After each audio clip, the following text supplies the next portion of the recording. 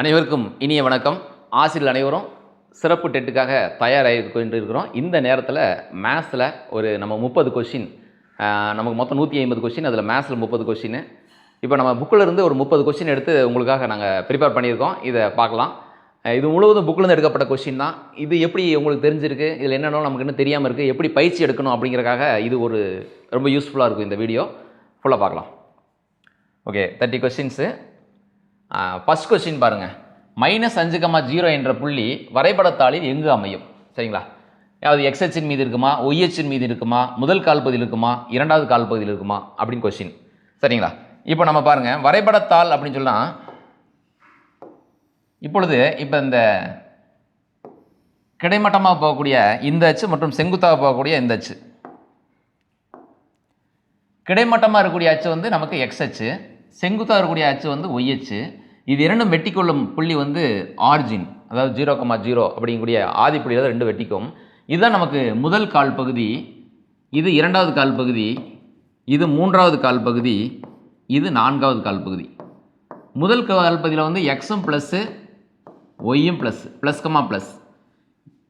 இது பாருங்கள், இதுக்கு நேர் ஆப்போசிட் பார்த்துக்கோங்க. இது வந்து மைனஸ் கமா மைனஸ் அப்படி வச்சுக்கலாம். அப்புறம் இங்கே பாருங்கள், இங்கே வந்து எக்ஸ் வந்து மைனஸில் இருக்கும், ஒய் வந்து ப்ளஸில் இருக்கும். Minus comma plus. இதுக்கு நேர் ஆப்போசிட் இங்கே பாருங்கள், இது ப்ளஸ் கமா மைனஸ். ஸோ இந்த மாதிரி நம்ம போட்டுக்கணும். இப்போ நமக்கு இங்கே வந்து ஒய் அச்சு தூரம் வந்து 0 ஆயிடுது. ஒய் அச்சு தூரம் வந்து 0 ஆயிடுச்சு. இந்த புள்ளி நம்ம குறிப்பிடும்போது எங்கே குறிப்பிடுவோம்? -5,0 அப்படின்னா -5,0ங்கிற புள்ளி, உதாரணத்துக்கு வந்து இங்கே -1 எடுத்தோம்னா இதுதான் -5,0 அப்படிங்கிற புள்ளியாக வச்சுக்கலாம் நம்ம. சரி, இப்போ இந்த புள்ளி வந்து எந்த கால் பகுதியில் இருக்குதா, இல்லை எக்ஸ் அச்சின் மீது அமைதா, ஒய் அச்சின் மீது அமைதா அப்படின்னு பாருங்களேன். ஒரு விஷயம் நல்லா கவனிச்சுக்கணும். ஒய் 0 அப்படின்னா அந்த புள்ளி எக்ஸ் அச்சின் மீது அமையும், எக்ஸ் 0 அப்படின்னா அந்த புள்ளி வந்து ஒய் அச்சின் மீது அமையும். இது நம்ம தெரிஞ்சுக்கணும். தெரிஞ்சுக்கிட்டு அதுக்கப்புறம் தான் இல்லை அப்படின்னா இது முதல் கால் பகுதி, இரண்டாம் கால் பகுதி, அப்புறம் தான் இந்த கால் பகுதிக்குள்ளே இரண்டுமே நம்பர்ஸ் இருந்தால் தான் இந்த கால் பகுதியில் போய் அமையும். ஒன்று 0 இருந்துச்சுன்னா அது ஒன்று எக்ஸ் அச்சின் மீது அமையும், இல்லைன்னா ஒய் அச்சின் மீது அமையும். அப்போ இந்த பதிலுக்கான ஆன்சர் என்ன பாருங்கள். இங்கே வந்து எக்ஸ் மட்டும் நமக்கு இருக்குது, Y 0. The answer is X அச்சின் மீது அமையும். இதுதான் இந்த முதல் கேள்விக்கான பதில். இரண்டாவது கேள்வி பார்ப்போம். ஒரு முக்கோணத்தில் நடுக்கோட்டு மையம் அந்த நடுக்கோட்டினை எந்த விகிதத்தில் பிரிக்கும்? இதில் வந்து சில முக்கியமான விஷயங்கள் நம்ம இதில் பார்த்துக்கலாம். ஒரு முக்கோணத்தினுடைய நடுக்கோட்டு மையம் பாருங்கள். இப்போ ஒரு முக்கோணம் எடுத்துக்கலாம். இந்த மாதிரி ஒரு முக்கோணம் இருக்குது. சரிங்களா? இப்போ இந்த முக்கோணத்தினுடைய நடுக்கோட்டு மையம் அப்படிங்கிறன்னா, நடுக்கோடு அப்படிங்கிறன்னா ஒரு முக்கோணத்தினுடைய ஏதேனும் உச்சியிலிருந்து அதன் எதிர்பக்கத்தினுடைய மையப்புள்ளிக்கு வரையப்படக்கூடிய கோடு தான் நடுக்கோடு. இந்த மாதிரி ஒவ்வொரு உச்சியிலிருந்து நம்ம என்ன செய்யலாமான்னா 3 கோடுகள் இந்த மாதிரி போடலாம். இந்த 3 கோடுகளும் சந்திக்கக்கூடிய இடம் தான் வந்து பார்த்திங்கன்னா அந்த நடுக்கோட்டு மையம். இதுதான் நடுக்கோட்டு மையம். இந்த நடுக்கோட்டு மையம் என்ன செய்யுதுன்னு பாருங்கள்.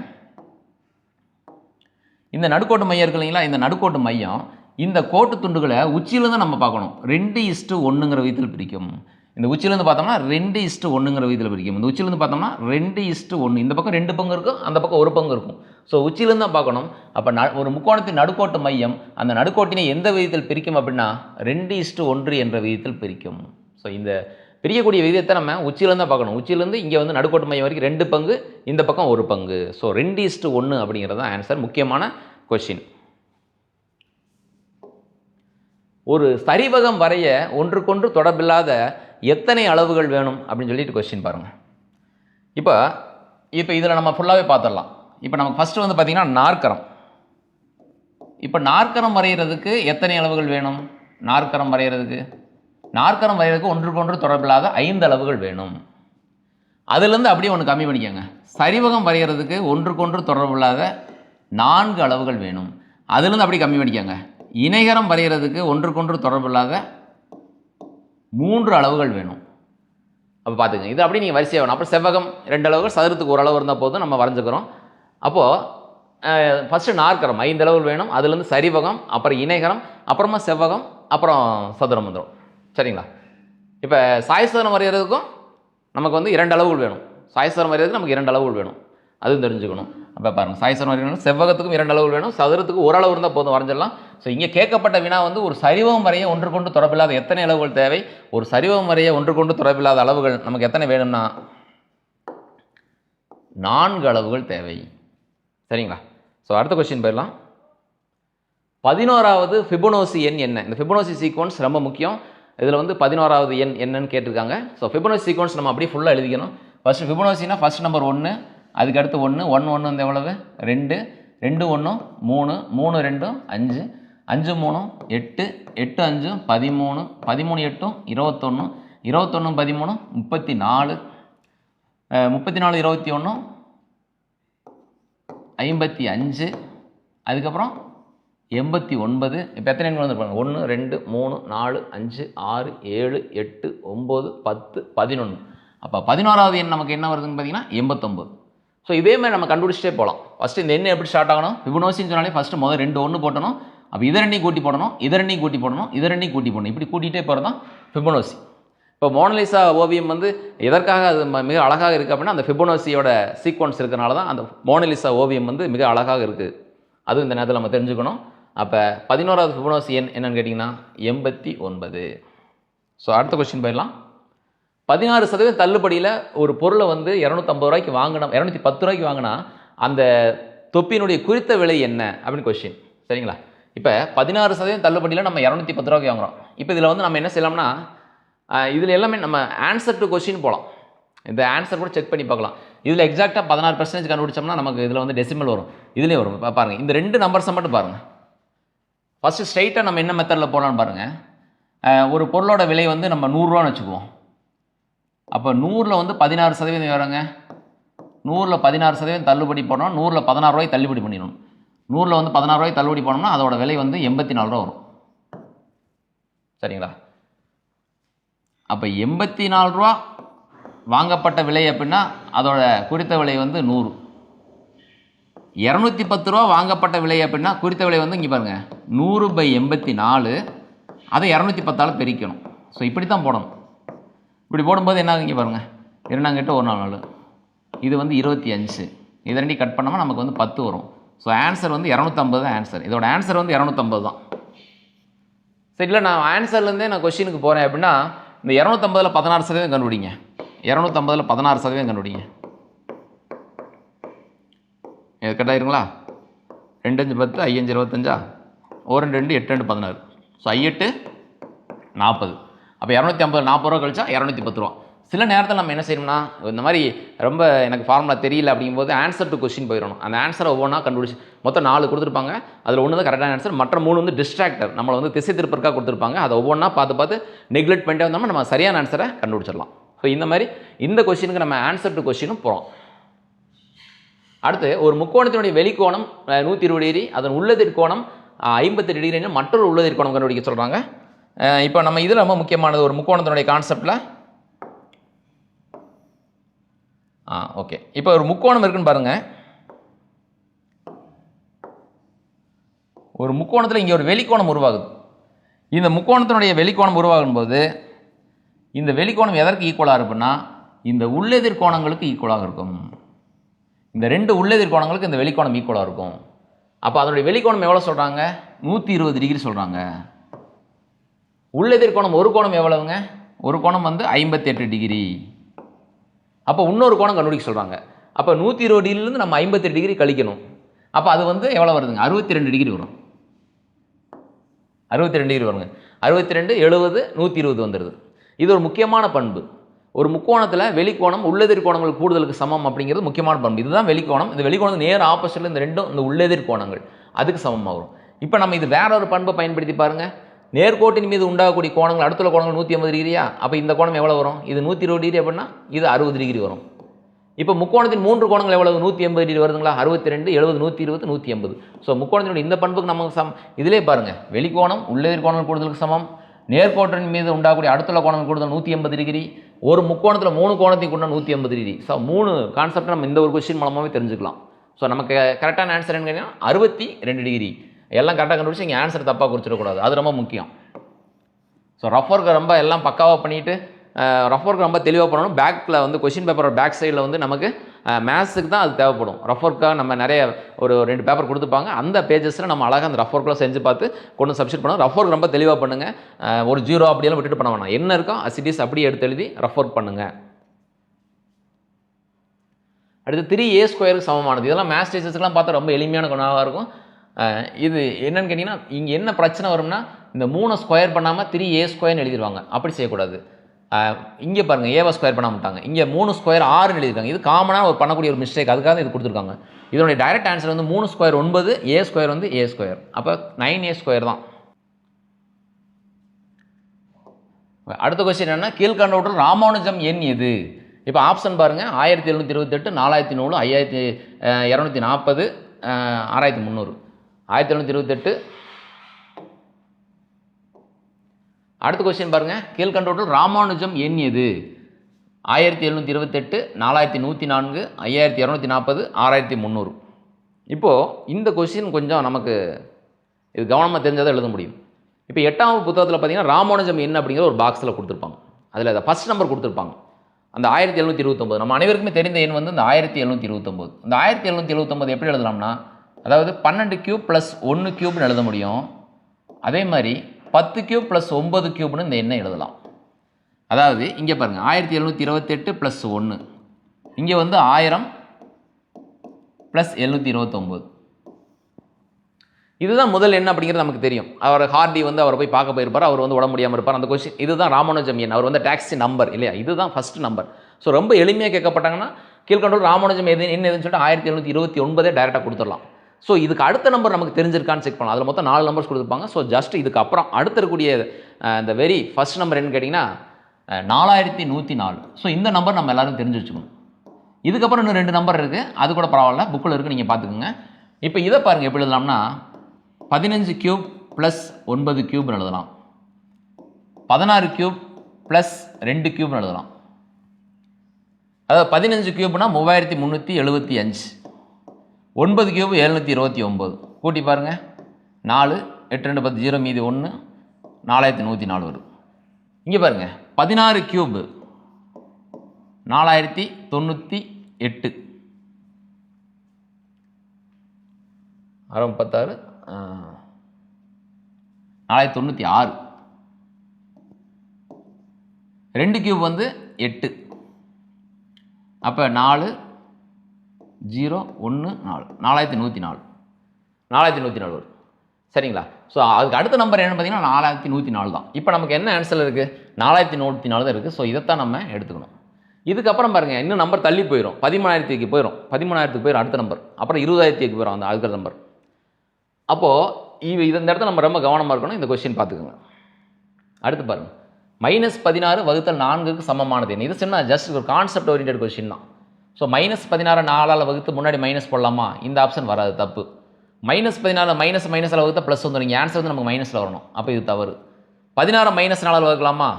வகுத்த -4 தான். ஃபஸ்ட் இதோட ஆன்சர் என்ன வரும்? நமக்கு -4 வரணும். இங்கே மட்டும் தான் -4 வரணும். ஸோ இந்த ஆப்ஷன் தான் கரெக்டான ஆப்ஷன். இது பார்த்தீங்கன்னா இதோட ஆன்சர் என்ன வருது? -1/4 வரும். ஸோ இதுவும் தவறு. ஸோ நமக்கு ரைட் ஆப்ஷன் வந்து இந்த ஆப்ஷன் தான். சரிங்களா?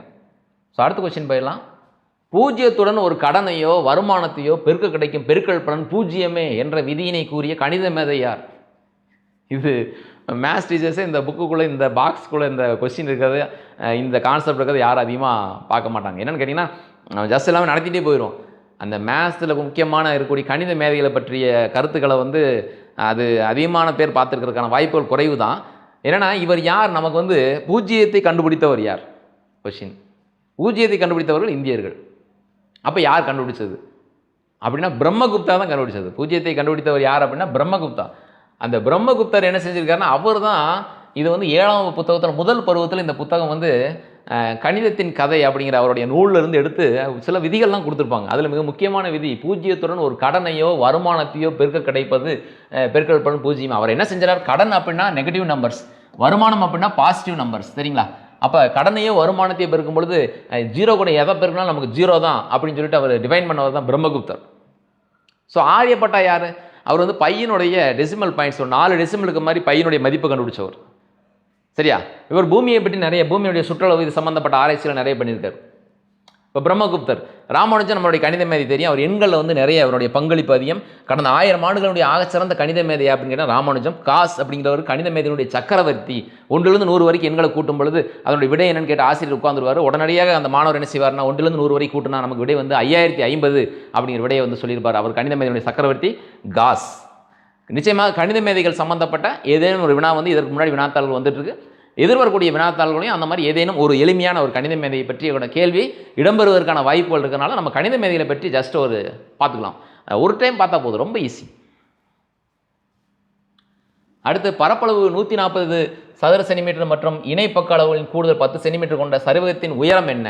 ஸோ சரிவகத்தினுடைய பரப்பளவுக்கான formula ½ into a + b into h equal to எவ்வளோ கொடுத்துருக்காங்க? 140 கொடுத்துருக்காங்க.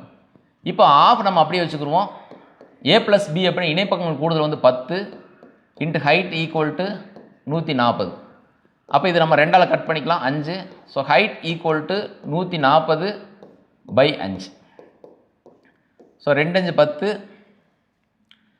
மீதி 4, 40ல் 8 5 40. ஸோ ஹைட் வந்து 28 சென்டிமீட்டர். நமக்கு வந்து என்ன கிடைக்கும்? ஹைட் வந்து 28 சென்டிமீட்டர். ஸோ இதுக்கு இந்த ஃபார்முலா தெரியலன்னா ஒன்றும் செய்ய முடியாது. இந்த ஃபார்முலா தெரியல அப்படின்னா இந்த கொஸ்டின் நம்ம அட்டன் பண்ண முடியாது. அப்போது நம்ம சில ஃபார்முலாஸ்லாம் நம்ம வந்து ரீகால் பண்ணிக்க வேண்டிய அவசியத்தில் நம்ம இருக்கோம். அப்போ நாற்கரத்தின் பரப்பளவு ½ into d into h1 + h2. இது நாற்கரத்தினுடைய பரப்பளவு. இது சரிவகத்தினுடைய பரப்பளவு. இணைகரத்தின் பரப்பளவு b இன்ட்டு h. சாய்ஸ்வரத்தின் பரப்பளவு ½ into d1 into d2.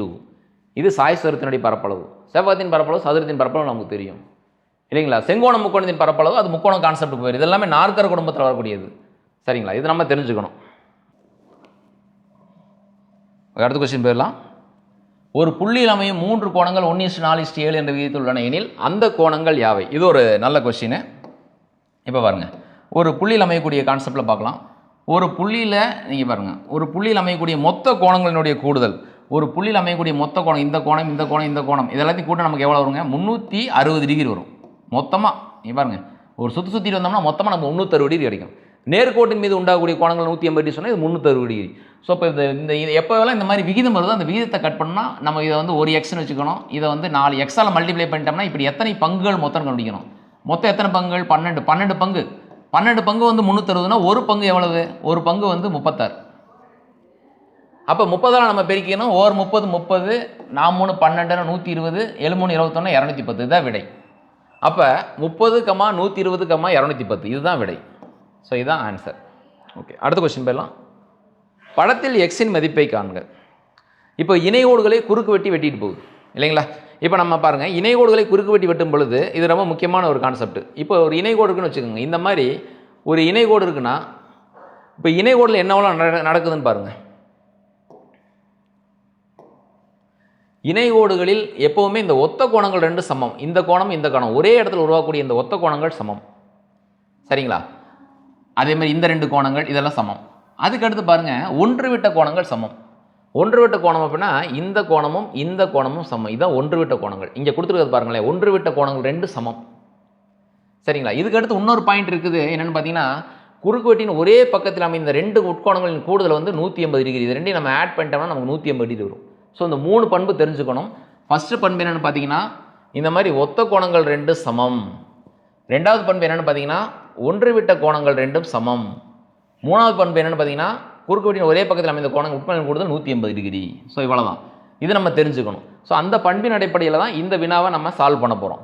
So இது 2 சமம் அப்படின்னா இது 2ஐயும் சமப்படுத்தணும். அப்போ 2x + 15 ஈக்குவல் டு 3x - 40. இந்த 2x அந்த பக்கம் கொண்டு போயிருங்க. 3x 2x கழிச்சா x. இந்த 40 இந்த பக்கம் கொண்டு வந்துருங்க. 15 கூட இந்த 40 கூட்டினோம்னா நமக்கு 55. ஆன்சர் வந்து 55 டிகிரி. இப்போ இந்த மாதிரி கொண்டு போகிறது இடவள மாற்றம் பண்ணுறீங்களா ஈக்குவேஷன், அதெல்லாம் ரொம்ப கவனமாக பண்ணுங்கள். ஒரு ஸ்டெப்பு கூட போனாலும் தவறு இல்லை. ரஃப் ஒர்க்கில் ரொம்ப கவனமாக பண்ணுங்கள். சில நேரத்தில் நம்ம ப்ளஸ் மைனஸை விட்டுட்டோம்னா ஆன்சரு மாறி, அது டிஸ்ட்ராக்டர். நீங்கள் இங்கே தப்பு பண்ணிங்கன்னா மாறி போகிறதுக்கு இங்கே இன்னொரு ஆன்சர் கொடுத்துருப்பாங்க. அதை நம்ம கவனமாக பார்த்துக்கணும். அடுத்து ஓகே, இந்த கொஸ்டின் பார்த்தா இந்த கொஸ்டின், இரு கோணங்கள் 11:25 என்ற விகிதத்தில் உள்ளன. அவை நேரிய கோண இணைகள் எனில் அக்கோணங்களை காண்க. பாருங்கள், நேரிய கோண இணை அப்படின்னா 2 கோணத்தையும் கூட்டினா நமக்கு 180 டிகிரி வரணும். 2 கோணத்தையும் கூட்டினா 180 டிகிரி நமக்கு வந்தால் தான் நேரிய கோண இணை. இப்போ இதை கூட்டி பார்த்தா இது எல்லாமே பாருங்கள் ஓரளவுக்கு எல்லாமே 110 180 வர மாதிரி தான் இருக்குது. ஸோ இதை வச்சு நம்ம கூட்ட முடியாது.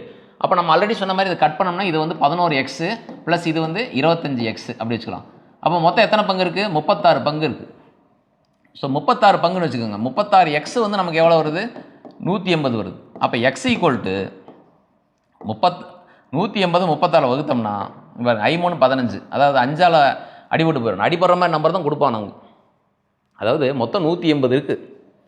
என்கிட்ட இருக்க 180 ரூபாயை ஒருத்தருக்கு வந்து 11 பங்கு கொடுக்கணும், இன்னொருத்தருக்கு 25 பங்கு கொடுக்கணும். அப்போ நான் அப்படி என்ன செய்யணும்னா அது மொத்தம் 36 பங்காக பிரிக்கணும். 36 பங்காக பிரித்தேன்னா ஒரு பங்குக்கு 5 ரூபாய்னு வரும். அப்போ 11 பங்குக்காரங்க நான் என்ன செய்வேன், 11 × 5 55ன்னு கொடுத்துருவேன். 25 பங்குக்காரர் என்ன செய்வேன், 25 × 5 125. அதுதான் ஆன்சர். அப்போ 55,125 தான் ஆன்சர்.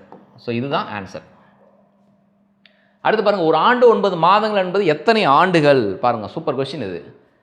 இதெல்லாம் நமக்கு தனி வெட்டி கால்குலேஷன் பண்ணும்போது I = PNR/100 பண்ணும்போது n வந்து ஆண்டுகளில் தான் போடுவோம். இந்த மாதிரி மாதங்கள் வரும்போது அதை ஆண்டுகளை கன்வெர்ட் பண்ணுவோம். அப்போ ஒரு ஆண்டு 9 மாதங்கள் அப்படி சொன்னோம்னா நமக்கு ஒரு ஆண்டுக்கு வந்து 12 மாதம் ப்ளஸ் 9 அப்படின்னா 21 மாதங்கள்.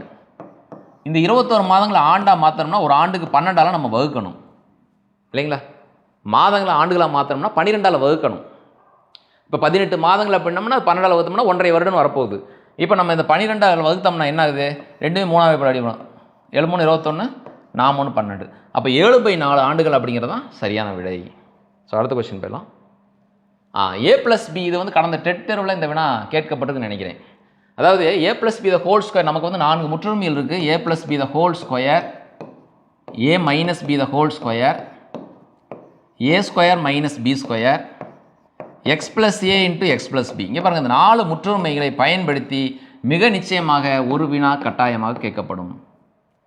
இந்த 4 முற்றுமைகள் ஒன்று நேரடியாக கேட்கப்பட்டிருக்கலாம், அல்லது அது தருவிக்கப்பட்ட முற்றுமையாக இருக்கலாம். அதை பேஸ் பண்ணி மிக நிச்சயமாக ஒரு வினா வரும். இந்த முற்றுமை அப்படிங்கிறது மிக முக்கியமானது. இந்த முற்றுமை சொல்லும்பொழுது ஒரு முக்கியமான விஷயம் சொல்ல போகிறோம். மாறி ஏற்கும் அனைத்து மதிப்புகளும் ஒரு சமன்பாட்டை நிறைவு செய்யும் என்றால் அது முற்றுமை. சரிங்களா? சமன்பாடுக்கு முற்றுமைக்கு என்ன வித்தியாசம் தெரிஞ்சுக்கோங்க. இப்போ பாருங்கள், x + 5 = 8ன்னு போட்டோம்னா இங்கே எக்ஸுக்கு வந்து நம்ம என்ன செய்ய முடியும், 3ங்கிற ஒரு மதிப்பு தான் போட முடியும். வேறு எந்த மதிப்பும் போட முடியாது. ஸோ இதில் வந்து ஒரே ஒரு மதிப்பு தான் போட முடியும் மாறிக்கு, பார்த்துக்குங்க. ஆனால் இப்போ A+B the whole square = A² + 2AB + B² வச்சுக்கோங்களேன். இங்கே நீங்கள் ஏக்கும் பிக்கு பதிலாக எந்த மதிப்பு போட்டாலும் இது left hand side right hand side ஈக்குவலாக வந்துகிட்டே இருக்கும். சரிங்களா? அப்போ இதுதான் வந்து முற்றுமை அப்படிங்கிறது. சரிங்களா? இப்போ நான் என்ன செய்ய போகிறேன், இந்த முற்றுமையில் தான் அவங்க எடுத்துருக்காங்க. எனக்கு A² + B² மட்டும் வேணும்னா இந்த 2AB நான் இந்த பக்கம் கொண்டு வந்து கழிக்கணும். அதாவது A+B த ஹோல் ஸ்கொயர்லேருந்து இந்த 2AB நான் என்ன செய்யணும்னா கழிக்கணும். அப்போ A+B த ஹோல் ஸ்கொயர் என்ன, 10 ஸ்கொயர். அதுலேருந்து 2AB னா 2 × AB 18. இதை கழிக்கணும். இதை கழிச்சோம்னா நமக்கு என்ன வருதுங்க, 100. 2 18 36. அப்போ என்ன ஆன்சர் வரும், 64. ஸோ இதெல்லாம் நீங்கள் மெதுவாக உட்காந்து போட்டு ப்ராக்டிஸ் பண்ணிக்கோங்க. ஸோ ஆன்சர் வந்து என்னென்னா 64. அடுத்து இணைகரத்தின் சமச்சீர் கோடுன்னு எனக்கு ரொம்ப முக்கியமான கான்செப்ட். சமச்சீர் கோடு அப்படிங்கிறது எந்த கோடு ஒரு அச்சு வந்து 2 இரு சமபகுதிகளாக மிக சரியாக ஒன்றின் மீது ஒன்று பொருந்துமாறு பிரிக்கிறதோ அதுதான் சமச்சீர் கோடு. சரிங்களா? சதுரத்துக்கு நீங்கள் 4 சமச்சீர் கோடு இருக்குது, செவ்வகத்துக்கு 2 சமச்சீர் கோடு இருக்குது. சரிங்களா? இப்போ சாய்சரத்துக்கு 2 சமச்சீர் கோடு இருக்குது. இணைகரத்துக்கு வந்து சமச்சீர் கோடுகள் இல்லை. இணைகரத்துக்கு சமச்சீர் கோடுகள் இல்லை. நீங்கள் இணைகர ஒரு வடிவத்தை எடுத்து இப்படி மடிச்சிங்க அப்படின்னா அது ஒன்றின் மீது ஒன்று சரியாக பொருந்தாது. சரிங்களா? கிடைமட்டமாக படித்தாலும் சரி, செங்குத்தாக படித்தாலும் சரி, மூளைவிட்ட வரையை எப்படி நீங்கள் மடித்தாலும் ஒன்றின் மீது ஒன்று சரியாக பொருந்தாது. இணைகரத்திற்கு சமச்சீர் கோடுகள் இல்லை, மிக முக்கியமான விஷயம். அதே மாதிரி முக்கோணங்களில் சமபக்க முக்கோணத்துக்கு 3, இருசமபக்க முக்கோணத்துக்கு வந்து ஒரு சமச்சீர் கோடு, அசம்பக்க முக்கோணத்துக்கு சமச்சீர் கோடுகள் கிடையாது. இது ரொம்ப முக்கியமான விஷயம், தெரிஞ்சுக்கணும். அப்போ இணைகரத்தின் சமச்சீர் கோடு எண்ணிக்கை என்னன்னு கேட்டிங்கன்னா 0. அடுத்த வினா, முதல் 15 இரட்டை எண்களின் சராசரி. சரிங்களா? இது முக்கியமான வினா.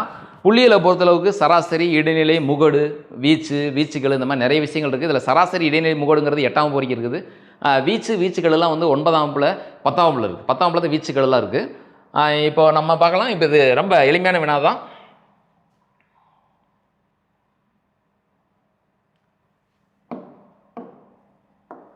ஓகே, இப்போ முதல் 15 இரட்டை எண்கள் சொன்னோம்னா 2 4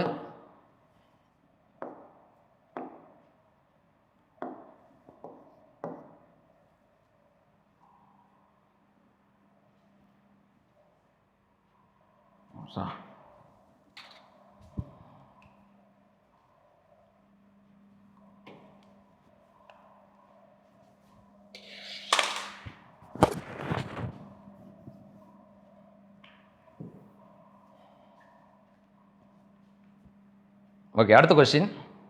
முதல் 15 இரட்டை எண்களின் சராசரி. இந்த மாதிரி சராசரி, இடைநிலை, முகடு இது சம்மந்தப்பட்ட வினாக்கள் வந்து புள்ளியில் கேட்பாங்க. இதுவே நம்ம இன்னும் கொஞ்சம் அப்கிரேட் பண்ணி கேட்குறோம்னா நமக்கு வீச்சுக்கெழு 10th வரைக்கும் போனீங்கன்னா வீச்சுக்கெழுவெலாம் இருக்குது, அதெல்லாம் கொஸ்டின் கேட்கப்படலாம். இது ரொம்ப எளிமையான வினா தான். இப்போ போன டைம் கூட புள்ளியில் ஒரு வினா கணித மேதை சம்மந்தப்பட்ட வினா கேட்கப்பட்டிருந்தது. இப்போ பாருங்கள், 15 இரட்டைகளின் சராசரி செஞ்சோம்னா 2, 4, 6, 8, 10, 12, 14, 16, 18, 20, 22, 24, 26, 28, 30, மொத்தம் நமக்கு 15 எண்கள் இருக்குது இல்லையா? அப்போ 15 எண்கள் இருக்குது. 15 + 1 வந்து 16, 16 2வது 8வது எண், 8வது எண் அப்படின்னா 16. இதுதான் 16 தான் இடைநிலை. இப்போ கூட்டி பாருங்கள், இந்த பக்கம் 3, 6, 7 நம்பர்ஸ் இருக்கா, இந்த பக்கம் 7 நம்பர்ஸ் இருக்கா, ஆக அந்த பக்கம் 3, 5, 2, 7 நம்பர் இருக்கா, அப்போ நடுவில் இருக்கக்கூடியது என்னது 16. அதுதான் சராசரியாக வரும். நீங்கள் இது வந்து ஏழு வரிசையில் அமைச்சாலும் நீங்கள் சராசரியாக பண்ணிக்கலாம். ஏன்னா நம்ம இந்த 15 நம்ம கூட்டி பார்த்து 15 வகுக்கணுங்கிற அவசியம் கிடையாது. ஏன்னா இது வந்து சராசரியாக இருக்குது. ஏறு வரிசையில் வந்து மிக சரியான இடைவெளியில் போகிறனால நடுவில் நம்பர் தான் அதனுடைய சராசரியாக வரும். அப்போ 16 தான் இதோடைய சராசரி. இதனுடைய இடைநிலையும் 16 தான், சராசரியும் 16 தான். அப்போ 15 எண்களையும் நம்ம என்ன செய்ய தேவையில்லைன்னா கூட்ட தேவையில்லை. இல்லை இந்த 15 எண்களையும் கூட்டுறோன்னா இதுக்கு நமக்கு மெத்தட் இருக்குது. ஸோ 2 காமனாக வெளியே எடுத்துடணும். இது வந்து 10th. அப்போ 1 + 2 + 3 + எட்ஸெட்ரா ப்ளஸ் நமக்கு 15. அப்போ 2, இது வந்து n × n + 1/2. அப்போ 15 × 15 + 1 வந்து 16/2. அப்போ 1 2 8 2 16. அப்போ 15 × 8 வந்து 120. 120 நம்ம 2ஆல் பெருக்கிட்டோம்னா ஸோ 240 வரும். இது மொத்த சராசரி, மொத்த கூட்டுத்தொகை 240. நம்மகிட்ட இருக்கக்கூடிய எண்கள் வந்து 15 எண்கள். அந்த 15ஆல் வகுத்துட்டோம்னா, அதாவது சிக்மா எக்ஸ் கூடுதல் வந்து 240, எண்ணால் வகுத்துட்டு அதான் சராசரி. இங்கே பாருங்கள், ஒரு 16 16, ஒரு 15 15, ஒரு 15 15, மிச்சம் 9, 90 வந்து 6 15. அப்போ 16ங்கிற விடை அப்படி நமக்கு வரும். இது ரொம்ப கஷ்டமான இதுதான். அது ரொம்ப எளிமையாக அப்படி நீங்கள் கண்டுபிடிச்சிடலாம் சராசரியை. முதல் 10 இலங்களால் மீதியின்றி வகுப்படக்கூடிய மிகச்சிறிய எண் 10ஆம் வகுப்பு வினா. 10ஆம் வகுப்பில் அடிக்கடி கேட்கப்படக்கூடிய ஒரு வினா. இது எக்ஸாமில் அடிக்கடி ரிப்பீட்டடாக இந்த கொஸ்டின் கேட்டே இருப்பாங்க. முதல் 10 இலங்களால் மீதியின்றி வகுப்படக்கூடிய மிகச்சிறிய எண். இது நம்ம எப்படி கண்டுபிடிக்கணும்னு பாருங்கள். ஸோ 1, 2, 3, 4, 5, 6, 7, 8, 9, 10. 1 நம்ம அப்படியே வச்சுக்கலாம். 2 அப்படியே, எல்லாம் பகாயன்கள். இது பகையனமலை பகாயனமலை, இதெல்லாம் பகாயன்கள் அப்படி வச்சோம். இந்த 4 மட்டும் 2 ஸ்கொயர்னு எழுதிக்கலாம். 5 அப்படியே விட்டுருங்க. 6 வந்து 3 × 2ன்னு எழுதிக்கோங்க. 7 அப்படியே வச்சுக்கோங்க. 8 வந்து 2 கியூப்னு எழுதுங்க. 9 வந்து 3 ஸ்கொயர்னு எழுதுங்க. 10 வந்து 2 × 5ன்னு எழுதிக்கோங்க. அப்போது மீசிமா நம்ம கண்டுபிடிக்க வேண்டியது மீசிமா.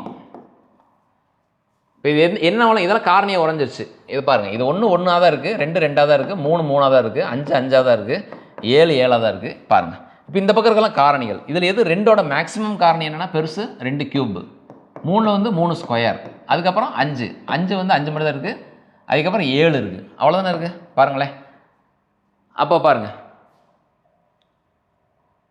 இப்போ வந்து 2 கியூபு 8, 3 ஸ்கொயர் 9, 5 × 7, இதெல்லாத்தையும் நம்ம பெருக்கணும்னா நமக்கு 2520 விடை வரும்.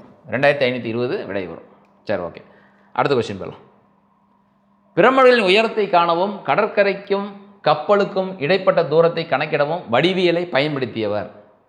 இப்போ பாருங்கள், வடிவியலை பயன்படுத்தினது ரொம்ப மிக முக்கியமான கண்டுபிடிப்புகள். பிரமிடுகளோட உயரத்தை வந்து கூப்பிட்டு போய் ஒரு கணித மேதையை கூப்பிட்டு போய் இந்த பிரமிடு உயரத்தை நீ கண்டுபிடிச்சி சொல்லி ஆகணும், நீ மிகப்பெரிய கணித மேதை சொல்கிறாங்களே இதை சொல்லுன்னு சொல்லும் பொழுது அவர் அந்த நேரத்தில் அதுதான் அந்த தேட்டரத்தை அவர் அப்போ கண்டுபிடிச்சார். இது 10ஆம் நூற்றாண்டுடைய மிக முக்கியமான தீரம். தேல்ஸ் தேட்டரம். தேல்ஸ் தான் அந்த கணித மேதை.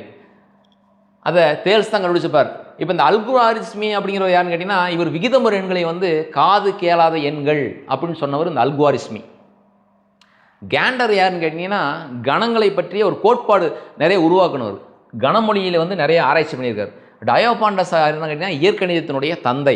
சரிங்களா? இப்போ நம்ம கேட்கக்கூடிய கொஸ்டின் யாருங்க விடை? தேல்ஸ். சரிங்களா?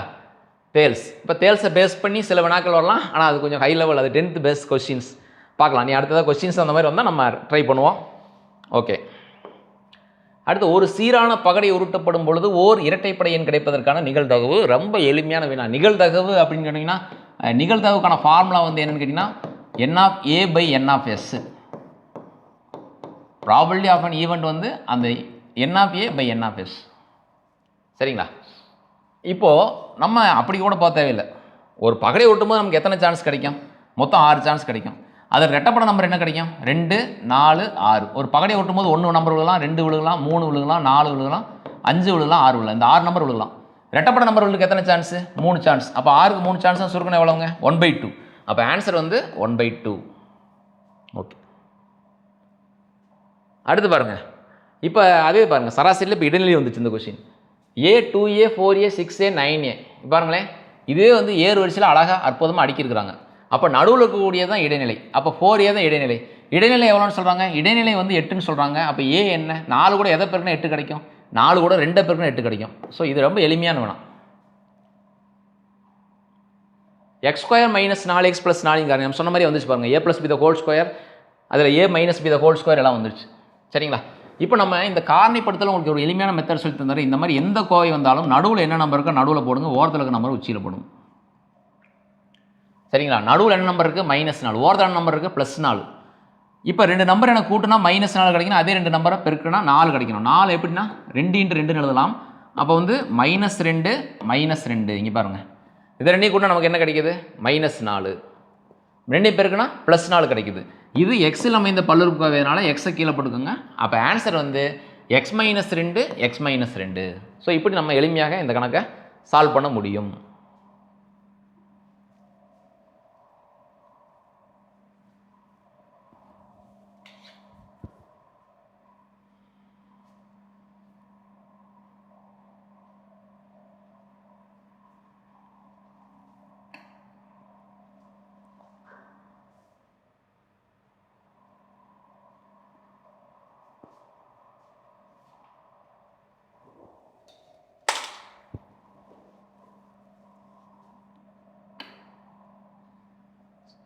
அடுத்த கொஸ்டின் போயிடலாம். 0.005ஐ சதவீதமாக மாற்றினால் நமக்கு என்ன கிடைக்குன்னு கேட்குறாங்க. ஸோ ஒரு தசம எண்ணை ஒரு சதவீதமாக நம்ம மாற்ற போகிறோம். சரிங்களா? அப்போ 0.05005 அப்படின்னா தசம் புள்ளி நமக்கு 3 இலக்கம் நகர்த்திருந்ததுனால ஒரு எண்ணை வந்து நம்ம என்ன செய்யலாம்? அதை வந்து 1000ஆல் வகுத்தோம்னா நமக்கு கிடைச்சிடும். இது வந்து 1000ஆல் வகுக்கும் பொழுது இந்த எண் கிடைக்கும். இந்த தசம் எண்ணை நான் சதவீதமாக மாற்றணும்னா நான் என்ன செய்யணும்னா 100ஆல் பெருக்கணும். 100ஆல் பெருக்கும்போது என்ன ஆகும்? இந்த 2 0க்கு இந்த 2 0 அடி ஆகிடும். அப்போ 5 வந்து நம்ம எதுனா 0.5 இது ஆன்சர். 0.5 தான் ஆன்சர். சரிங்களா? இதை இப்படியும் செய்யலாம். இங்கே பாருங்க, 5/1000 இருக்கு இல்லைங்களா? பகுதியில் 100 வந்தால் நான் சதவீதமாக எழுத முடியுமா? அப்போ எனக்கு என்ன இருக்குது? பகுதியில் 1000 இருக்குது. அப்போ ஒரு 10ஆல் வகுக்கணும். ஒரு 10ஆல் வகுத்தோம்னா அந்த 1000 வந்து என்னவா மாறும்? 100ஆல் மாறும். இந்த 5 என்னவா மாறும்? 0.5ஆக மாறும். அப்போ பகுதி 100 கொண்ட பின்னம் வந்து சதவீதம் தானே. அப்போ இது வந்து 0.5%. அவ்வளோதான். ஸோ இப்படி நம்ம எழுதலாம், இப்படி நம்ம போடலாம். அப்போ 0.5% அப்படிங்கிறது தான் இதற்கான விடை. ஸோ அடுத்த கொஸ்டின் போயிடலாம். ஒரு டேஸ் என்பது ஒரு கோட்டை பொறுத்த திருப்புதல் எனப்படும். நல்லா கவனிங்க. நம்ம சமச்சீர் படிச்சுட்டு வந்தோம். சமச்சீருக்கு அப்புறமா வந்து பார்த்திங்கன்னா எதிரொலிப்பு சமச்சீர், அப்புறம் வந்து சுழற்சி, அப்புறம் வந்து அதாவது இடப்பெயர்வு சமச்சீர் அப்படின்னு சொல்லிட்டு சமச்சீர்களை வந்து வகைகள் படுத்துகிறாங்க. இப்போ பாருங்களேன், இதில் வந்து சுழற்சி அப்படிங்கிறது பார்த்திங்கன்னா ஒரே ஒரு புள்ளியை பொறுத்து திருப்பம் அப்படின்னா சுழற்சி. இது திருப்பம்னா அப்படியே வந்து இடம்பெயர்ந்து போகும். அப்படியே ஜெராக்ஸ் எடுத்த மாதிரி போனால் அதுக்கு வந்து இடப்பெயர்வு. இப்போ பாருங்கள், இது ஒரு கோலம் மாதிரி இப்படியே போனால் இது வந்து இடப்பெயர்வு. எதிரொலிப்பு அப்படின்னா இங்கே என்ன இருக்குதோ அசிட்டிஸ் அப்படியே கண்ணாடியில் அப்படி திருப்பி காமிச்சா அதுக்கு பேர் எதிரொலிப்பு. அப்போ ஒரு கோட்டை பொறுத்து திருப்புதல்னு வந்தால் நம்ம என்ன செய்யணும்? எதிரொலிப்பு தான் எழுதணும். ஒரு புள்ளியை பொறுத்து திருப்புதல் அப்படின்னா தான் சுழற்சி எழுதணும். ரொம்ப முக்கியமான கேள்வி. இது ரெண்டும் அடுத்தடுத்த வினாவாக புத்தகத்தில் இருக்குது, கவனமாக பார்த்துக்கோங்க. ஸோ அடுத்த வினா, ஒரு இணைகரத்தின் அடிப்பக்கத்தை 2 மடங்காகவும் உயரத்தை பாதியாகவும் மாற்றும் போது இணைகரத்தின் பரப்பளவு எவ்வாறு மாறும்? சரிங்களா? அப்போ இணைகரத்தின் பரப்பளவு என்னென்னா BH இப்படி வச்சுக்கோங்க. இப்போ அடிப்பக்கத்தை நம்ம என்ன செய்கிறோம்? 2 மடங்காக மாற்றுறோம். அப்போ 2B. உயரத்தை என்ன செய்கிறோம்? பாதியாக மாற்றுறோம். அப்போ 1/2H. அப்போ நமக்கு இது இப்போ என்ன ஆன்சர் வருதுங்க? இது ரெண்டு பேருக்கு என்ன ஆன்சர்? மறுபடியும் இந்த 2 கட் ஆயிரும். அப்போ ஆன்சர் என்ன வருது? BH. அப்போ பரப்பளவு மாறி இருக்கா? பரப்பளவு மாறலை. BH அப்படியே தான் இருக்குது. அப்போ பரப்பளவு மாறாது அப்படிங்கிறது தான் இதோட விடை. ஸோ அடுத்த கொஸ்டின், m = 2 n = -1 எனில் 2m - n இன் மதிப்பு காணுங்க. இது பிரதி எடுத்தாலும் ரொம்ப ஈஸியான மெத்தடு. 2 m-க்கு பதிலாக 2 மைனஸ் n-க்கு பதிலாக -1. இங்கே தான் அந்த பிரச்சனை வரும். இந்த மைனஸ் ஆல்ரெடி இருக்குன்னு சொல்லி போடாமல் இந்த n வந்து இந்த மைனஸ் வந்து இதில் உள்ள மைனஸு, என்னோட மதிப்பும் ஒரு minus. So minus into minus plus வரும். அதுதான் இங்கே நம்ம கவனிக்க வேண்டியது. அதுக்காக இந்த கொஷின். சரிங்களா? அப்போ 5 அப்படிங்கிறது ஆன்சர். 7 மீட்டர் அளவுள்ள துணியின் விலை 294 ரூபா. இதெல்லாம் ஜஸ்ட் நீங்கள் மனக்கணக்காகவே போட்டுடலாம். 7 மீட்டர் துணி வந்து 294 ரூபா. அப்போ ஒரு மீட்டர் துணி என்னென்னு கண்டுபிடிங்க. 7 வகுத்துருங்க. 4 7 28, 2 7 14, 42 ரூபா ஒரு மீட்டர் துணி. அப்போ 42 ரூபான்னா 5 மீட்டர் கண்டுபிடிங்க. 2 10 மீது 1 5 21 210. அப்போ 210 ரூபா தான் விடை. இது ஜஸ்ட் ரொம்ப எளிமையான, நீங்கள் மனக்கணக்காக போடலாம். இது நீங்கள் நேர்மாறல் எதிர்மாறல் அளவுக்குலாம் போக தேவையில்லை.